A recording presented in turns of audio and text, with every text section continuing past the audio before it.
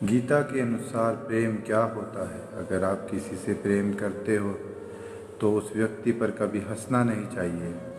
अगर आप किसी व्यक्ति की परिस्थिति पर हंसते हो तो यह प्रेम नहीं माना जाता। आप जिससे प्रेम करते हैं उसकी परेशानी को समझते हैं। आप जिससे प्रेम करते हैं उसकी परेशानी और उस व्यक्ति को समझने की कोशिश करनी चाहिए। अगर आप किसी व्यक्ति को प्रेम करते हैं तो उस व्यक्ति पर कभी गुस्सा नहीं आना चाहिए। गीता के अनुसार अगर आप किसी व्यक्ति पर गुस्सा करते हैं तो आपका उसके प्रति ऐसा भाव प्रेम नहीं कहलाता है। अगर आप किसी से प्रेम करते हैं तो आपको उस व्यक्ति पर गुस्सा नहीं करना चाहिए। अगर किसी व्यक्ति के जीवन में संतुष्टि नहीं है तो उसके अंदर भी प्रेम की कमी है, ऐसा मान लेना चाहिए। जो व्यक्ति प्रेम से जुड़ा हुआ है, ऐसे व्यक्ति को अगर जीवन में थोड़ा सा भी मिलता है तो वह अपने जीवन से संतुष्ट रहता है। लेकिन जिसके अंदर प्रेम भाव नहीं होता, ऐसे व्यक्ति को जीवन में कितना भी सुख मिल जाए वह व्यक्ति संतुष्ट नहीं हो सकता। इसीलिए अपने जीवन में संतुष्टि रखने के लिए अपने अंदर प्रेम रखना ज़रूरी है। गीता के अनुसार ऐसा माना जाता है कि जिसके जीवन में प्रेम होता है उसके जीवन में शांति होती है। इसीलिए अपने जीवन में शांति बनाए रखने के लिए अपने अंदर प्रेम भाव रखना ज़रूरी है। गीता में श्री कृष्ण ने बताया कि दुर्योधन के जीवन में प्रेम की कमी थी, इसीलिए उसने युद्ध में श्री कृष्ण को मांगने की बजाय सेना को मांगा था। उसके जीवन में ईर्ष्या अहंकार, इसीलिए उसके जीवन में प्रेम की कमी थी। अगर आप भी अपने जीवन से ईर्ष्या और अहंकार रखते हैं तो अपने जीवन से उसे निकाल दीजिए। ऐसा करने वाला व्यक्ति ही प्रेम भाव वाला व्यक्ति माना जाता है। गीता के अनुसार जो व्यक्ति किसी अन्य व्यक्ति से निस्वार्थ भावना से प्रेम करता है तो ऐसा प्रेम सच्चा प्रेम माना जाता है। जो लोग स्वार्थ की भावना से ऐसे व्यक्ति को प्रेम करते हैं तो गीता के अनुसार ऐसा प्रेम सच्चा प्रेम नहीं होता। अगर आप में किसी के प्रति भी प्रेम है तो आप में स्वार्थ की भावना नहीं होना चाहिए। अगर आप किसी व्यक्ति से कुछ पाने की चाह में प्रेम करते हैं तो यह प्रेम नहीं कहलाता। अगर कुछ पाए बिना ही किसी से प्रेम करते हैं तो ऐसा प्रेम गीता के अनुसार सच्चा प्रेम माना जाता है। यही जिंदगी है, यहाँ हर कोई एक दूसरे से परेशान ही रहता है। सिर्फ दर्द समझने वाला ही जानता है कि उसका दर्द कितना बड़ा है। लोग तो केवल अंदाजा लगा सकते हैं। शरीर में कोई सुंदरता नहीं होती, सुंदर होते हैं व्यक्ति के काम, कर्म, उसके विचार, उसकी वाणी, उसका व्यवहार, उसके संस्कार और उसका चरित्र। जिसके जीवन में यह सब है वह दुनिया का सबसे सुंदर व्यक्ति है। कड़वी गोलियां चबाई नहीं जाती बल्कि निगली जाती हैं। ठीक उसी तरह अगर धोखा, अपमान और हार मिले तो सब सीधे घटक जाओ। यदि उनको याद करते रहोगे तो पूरी जिंदगी कड़वी हो जाएगी। यह दुनिया बड़ी जालिम है, जिंदगी से फंस आती है और दिमाग से लौटाती है। कोई फायदा नहीं किसी के पीछे जाने का।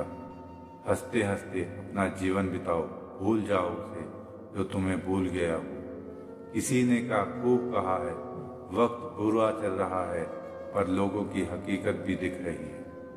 इंसान इंसान की दवा है, कोई दुख देता है तो कोई सुकून बन जाता है। खुद को किसी पर इतना निर्भर मत बनाइए, अगर वह चले जाए तो आप पूरी तरह से टूट जाएं। जिंदगी में जो आप करना चाहते हो वह ज़रूर कीजिए। यह कभी मत सोचो कि लोग क्या कहेंगे, क्योंकि लोगों कुछ ना कुछ करने पर कुछ ना कुछ ज़रूर कहेंगे। कभी परमात्मा को यह मत बताइए कि बहुत सी मुश्किलें हैं मेरे साथ, बल्कि मुश्किलों को यह ज़रूर बताइए कि परमात्मा है मेरे साथ। देर तो लगती है पर सब समझ आ जाता है, कौन कैसा है सब नज़र आता है। दिखावा कब तक यूं ही करते रहोगे, यह वक्त सब कुछ दिखा जाता है। ढूंढना है तो अपनी परवाह करने वालों को ढूंढना चाहिए, क्योंकि इस दुनिया में आपको इस्तेमाल करने वाले लोग खुद ही ढूंढ लेंगे। बात जब इज्जत की आ जाए, चाहे वह कोई भी कर्म हो तो उसे छोड़ देना चाहिए। इस दुनिया में लोग कभी धोखा नहीं देते, बल्कि हम खुद को धोखा देते हैं। खूबसूरत चेहरे की जगह खूबसूरत दिल की तलाश करते रहो। परमात्मा से इतनी शिकायत करते हो, तुम अभी इतने समझदार नहीं हुए कि इनके इरादे समझ जाओ। अगर परमात्मा ने आपकी झोली खाली रखी है तो यह समझना कि वह आपको पहले से कुछ बेहतर देना चाहते हैं। कद्र उनकी करो जो तुम्हारी कद्र करे। गुलामी में इज्जत की नीलामी हो जाती है। हमारी आंखें अक्सर वही खोलते हैं जिन पर हम आंख बंद करके भरोसा करते हैं। बेइज्जती का जवाब इतनी इज्जत के साथ दो कि सामने वाला भी शर्मिंदा हो जाए। जो इंसान जितना ज़्यादा अच्छा होता है उतना ही ज़्यादा इस्तेमाल होता है। यह कलयुग है, यहाँ इज्जत उसकी नहीं होती जो सच्चा है, बल्कि उसकी होती है जो दिखावा करता है। तिरस्कार यदि बार बार अपनों से मिल रहा है तब शब्दों का विवाद उचित नहीं है। अपना ढंग बदलो, अपने आसपास जीवन को सुंदर बनाओ। सभी को यह महसूस होने दो तुम्हारे साथ रहना एक उपहार है। जहाँ अंधेरा भी अपना सा लगे उसी का नाम घर है। अक्सर हम उन्हीं लोगों के लिए परेशान रहते हैं जिन्हें हमारी फिक्र नहीं होती।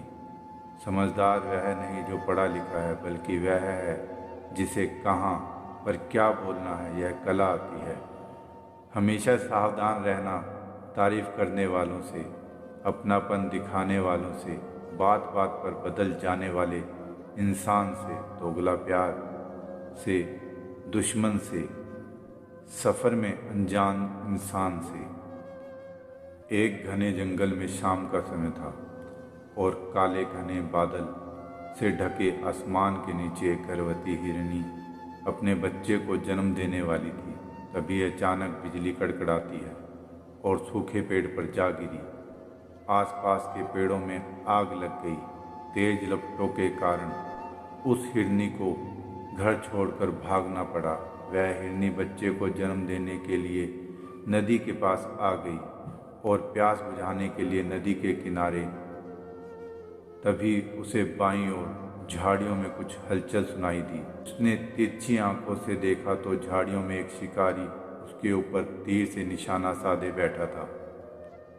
हिरनी पहले से घबराई हुई थी। जब उसने उस शिकारी को देखा तो डर गई। उससे बचकर भागने के लिए दाईं ओर मुड़ी तो देखा उस तरफ एक खूंखार शेर सैन लगाए बैठा हुआ था। एक तरफ शिकारी, दूसरी तरफ शेर और तीसरी तरफ जलता हुआ जंगल और चौथी और गहरी नदी। हिरनी के चारों ओर मौत थी। जान बचाने का कोई उपाय नहीं था हिरनी के पास। तब हिरनी ने मन ही मन सोचा कि मृत्यु तो निश्चित है, तो डरना क्यों, शांत से मरेंगे। अभी पानी पीते हैं, फिर देखेंगे जो होता है। फिर शांत मन से बेधड़क पानी पीने लगी।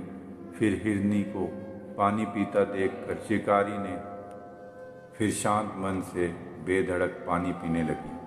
फिर हिरनी को पानी पीता देख शिकारी ने तीर खींच लिया और जैसे ही तीर छोड़ने वाला था, आसमान से तेज बिजली कड़की। शिकारी का हाथ कांप गया और निशाना चूक गया और सीधा जाकर शेर के पंजे पर लगा और शेर घायल हो गया।